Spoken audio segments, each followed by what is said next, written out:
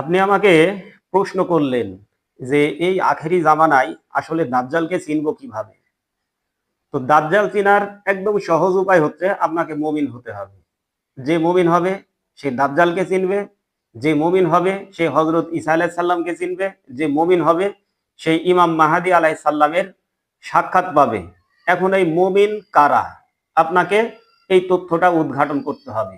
মুমিন হচ্ছে তারাই যারা আল্লাহ ও তার রসুলের প্রতি ঈমান আনে, আর কোনো সন্দেহ করে না, এবং নিজের জীবন সম্পদ দিয়ে আল্লাহর রাস্তায় সংগ্রাম করে, তারাই হচ্ছে সত্যনিষ্ঠ খাঁটি। এটা সূরা হুজরাতের 15 নম্বর আয়াত। ঠিক আছে? তো আপনাকে মুমিন হতে হবে।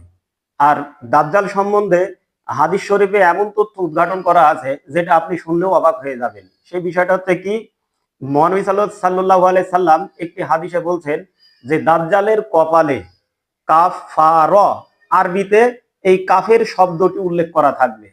তো এখন সেখানে আরো ভয়ঙ্কর একটি কথা বলছেন যে যারা উঁচু পণ্ডিত শিক্ষিত, ঠিক আছে, যদি তারা মোমেন না হয় তাহলে সেই কাফ ফা র, সেই আরবি অক্ষর অর্থাৎ কাফের লেখা সে পড়তে পারবে না, অর্থাৎ দাজ্জালকে চিনতে পারবে না। আবার বলছেন যদি সে ব্যক্তি মুমিন হয়, সে যদি নিরক্ষরও হয়, তাও সেই কাফের লিখাটা অর্থাৎ কাফ ফা র এই অক্ষরগুলো সে পড়তে পারবে নিরক্ষর হলেও, এবং সে দাজ্জালকে চিনতে পারবে। তাহলে প্রথম নাম্বার শর্ত হচ্ছে আমাদেরকে এই দাজ্জালকে চিনতে হলে মুমিন হতে হবে।